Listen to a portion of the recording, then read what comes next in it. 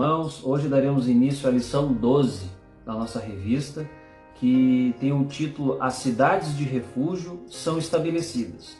O nosso texto áureo está em Salmos 46, 1. Deus é o nosso refúgio e fortaleza, socorro bem presente na angústia. Amém? Amém. Depois que Josué fez a divisão das terras para as tribos, como a gente viu na lição passada, Deus fez Josué se lembrar de fazer as cidades de refúgio, né? Porque Moisés já havia distribuído 3 cidades, mas faltavam 3.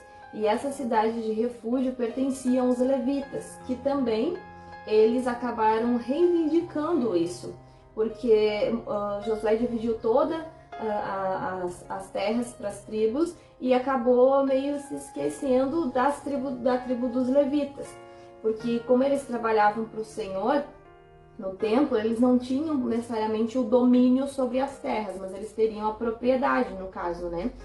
E então eles foram lá e falaram: olha, o Senhor nos prometeu, né, terras com campos em volta, e nós queremos saber quanto que a gente vai receber. E então Josué deu essas cidades para eles. No total foram 48 cidades, e dessas 48, 6 eram cidades de refúgio. Depois disso, Josué também despediu 3 tribos, não, 2,5. A tribo de Rubens, Gade e Manassés. E a metade da tribo de Manassés. Por quê? Porque as terras deles ficavam depois do Jordão, né? Canaã estava aqui, tinha o Jordão, e aqui ficava a terra Elas deles. ficaram na Transjordânia, a leste do Rio Jordão, e Canaã ficava a oeste, ou seja, do outro lado do Rio Jordão. Eles receberam, foram os únicos que receberam antes do Rio Jordão as terras, né? Já a sua herança. Isso. E aí Josué despediu eles, porque como eles já estavam há muito tempo guerreando, eles estavam longe das pessoas que haviam ficado lá, porque os guerreiros dessas tribos haviam atravessado o Jordão junto com as outras tribos. Então Josué decidiu despedir eles para eles voltarem para sua família, né, para sua terra, e cuidar lá da parte que eles haviam recebido como herança do Senhor. E no intuito de exortar eles e lembrar eles, Josué fez eles se lembrarem das orientações de Moisés. Sim, para que ficassem na mesma esperança, na mesma convicção, lembrassem dos ensinamentos de Moisés, que não se esquecessem da trajetória que o povo passou, e que eles focassem a sua esperança em Deus e seus corações em Deus também. Esse era a lembrança de Josué a eles, ou seja, em todo o trajeto, que eles não se esquecessem dos ensinamentos de Moisés e também que Deus estava com eles. Exato, que eles não se contaminassem, né? Que eles não se perdessem no meio do caminho. E com o intuito de fazer uma adoração ao Senhor, essas tribos, elas, ao passarem o Jordão, elas decidiram, ou ali antes do Jordão, decidiram montar um altar de adoração ao Senhor. Mas aconteceu que os outros que ficaram viram isso de uma forma diferente. E quase deu uma guerra. Mas por que será que eles viram, né, um altar de uma forma diferente? É que, na verdade, aqueles que a Rebeca disse agora, que viram o altar que eles estavam fazendo, eram as outras tribos que estavam em Canaã. Como eles ainda não haviam passado para o outro lado do Jordão, que é a Transjordânia, eles não tinham ido para lá, o povo que estava em Canaã, que faziam parte da tribo de Israel, eles viram aquele altar, só que houve um detalhe: eles viram aquele altar, mas eles não sabiam o que aquelas tribos estavam fazendo, de Ruben, de Gade e Manassés, a meia de Manassés. Eles não sabiam o que eles estavam fazendo. Por quê? Porque eles fizeram de espontânea vontade, não comunicaram a Josué e nem menos os líderes das tribos. Eles fizeram aquilo dali de espontânea vontade. Só que aquelas outras tribos que não estavam participando daquela adoração, ou estavam sabendo, eles não estavam sabendo. Então eles ficaram olhando: mas para quem que eles estão fazendo aquilo lá? Eles entenderam aquilo dali como se fosse um sinal de rebeldia, uma afronta a Deus. Algo tipo uma idolatria. Uma que idolatria eles, né, desnecessária. Então eles pensaram que aquilo dali era uma afronta a Deus. Foi aquilo que a Rebeca disse, quase houve uma guerra por causa até daquilo. eles se explicarem, né, gente, de Josué e dos outros líderes das tribos. Pra gente ver o quão importante é a comunicação. Por mais boa que seja a tua intenção, a tua vontade de fazer as coisas, por mais bom que seja o teu projeto e tudo, por mais que você queira fazer o melhor para o Senhor, existem lideranças que você deve comunicar. Você deve chegar e dizer, olha, eu tô querendo fazer assim, o que tu acha? Posso fazer? Entende? Foi o que não aconteceu com essas tribos. E isso acabou gerando uma confusão desnecessária. E naquele tempo eles eram muito de brigar, né? E como o povo já vinha com aquela do deserto, com aquela ideia do povo ser um povo que volta e meia se contaminava, e, né? Então eles já pensaram no pior. Isso acabou gerando toda uma confusão por uma falta de comunicação. Só de chegar e avisar, olha, a gente vai fazer um altar assim, para adorar o Senhor. Por uma questão de respeito, porque eles ainda faziam parte do mesmo povo. Eles ainda eram o povo de Israel, o povo escolhido por Deus. Só que havia tribos, divisões, e havia líderes na frente dessas tribos.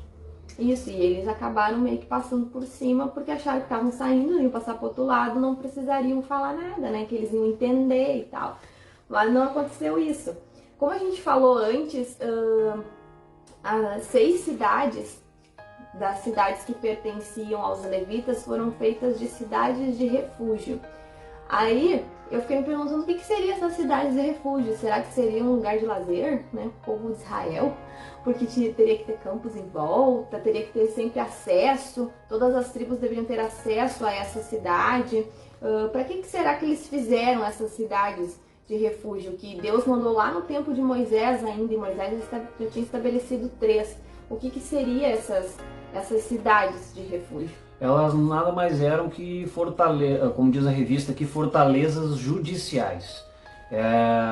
Funcionava assim: a pessoa que matava alguém, um exemplo, né, matasse alguém que não fosse por vontade própria, né, aconteceu um fato lá, numa briga, alguma coisa assim, e ele acabou matando aquela pessoa. O que exatamente no mesmo horário deveria acontecer? Aquela pessoa urgentemente deveria procurar essa cidade de refúgio. Chegando nessa cidade de refúgio, ela se depararia com os portões da cidade, obviamente, e ali apresentaria sua situação para aquelas pessoas, para aqueles guardas, no caso, que estavam ali. E imediatamente ele contaria o seu caso, contaria o seu caso, o fato ocorrido. Para o sacerdote que estava lá, e aí contaria para o povo. Isso. E aí o povo julgaria. Exatamente, passaria todo por um tribunal do júri, né? Que eles julgariam o caso dele. Acontecendo dele passar por isso e tudo certinho, o que acontece? Ele entraria na cidade.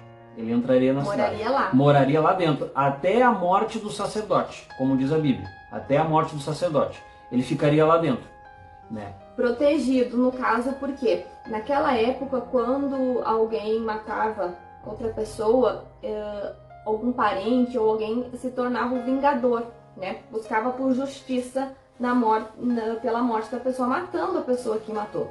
E como Deus queria trazer justiça para o povo de Israel e ordem, Deus estabeleceu essa cidade de refúgio. A pessoa que iria para essa cidade, ela não ficaria lá protegida por guardas ou seria uma prisão.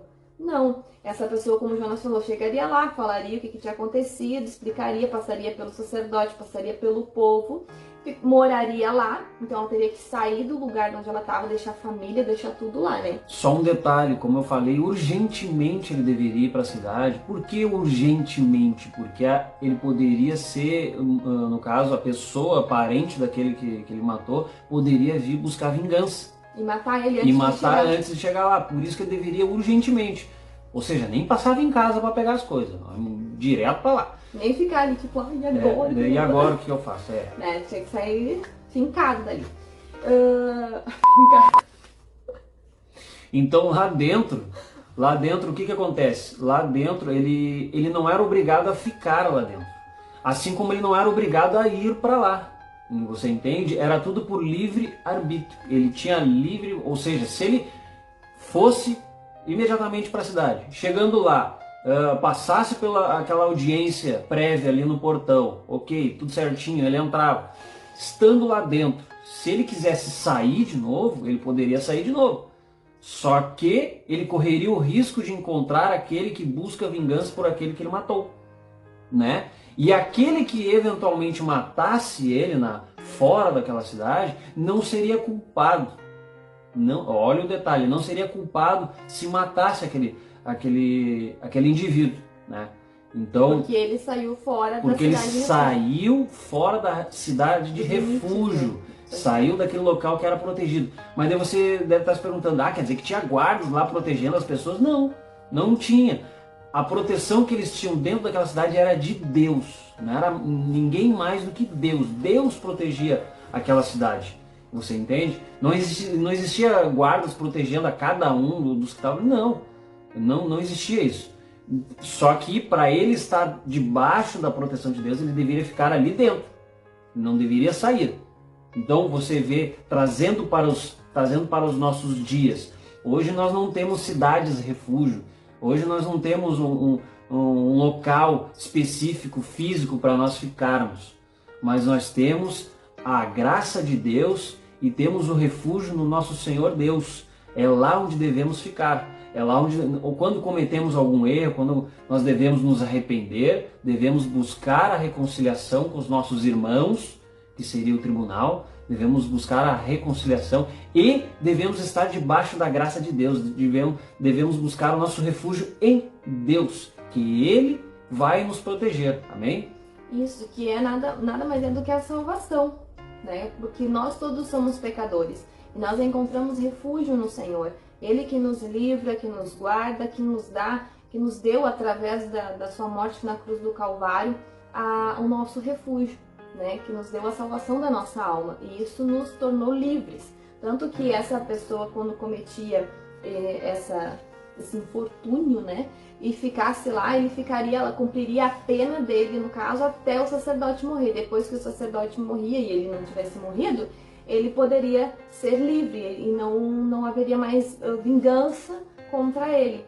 Então, assim é nos nossos dias. Hoje nós estamos no nosso refúgio, que é Jesus Cristo, e nós não teremos problemas. E quando Jesus voltar, nós moraremos para sempre com Ele no céu. Não teremos problema no sentido de Deus nos dar proteção contra o inimigo, né? Que anda ao nosso derredor procurando nos devorar. Que essa é a intenção do diabo, né? Que ele veio para matar, roubar e destruir. E como Deus é a nossa fortaleza, Ele nos protege, Ele nos guarda, Ele nos livra, desde que nós não saiamos da presença dEle, desde que nós não saiamos de perto dEle.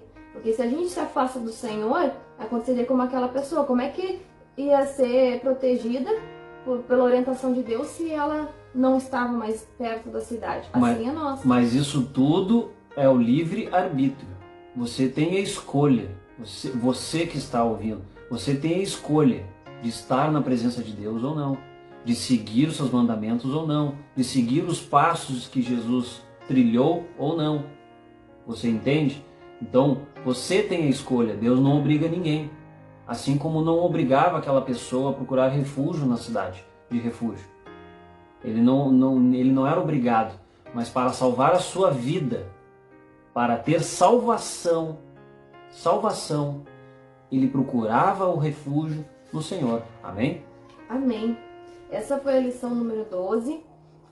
Que Deus abençoe a vida de vocês. Um ótimo final de semana, um bom início de semana.